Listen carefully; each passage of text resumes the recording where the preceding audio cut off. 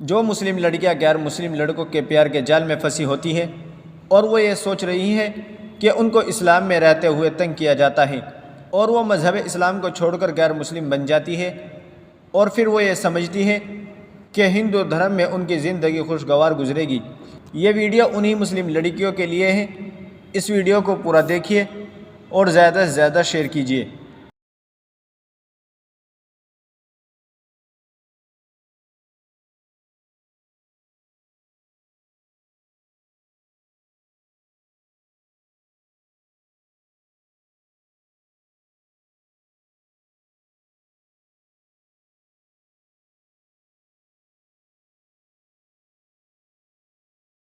یہ سبق ان جاہل لڑکیوں کے لیے ہے جو غیر قوم کے لڑکوں کے ساتھ بھاگ جاتی ہیں۔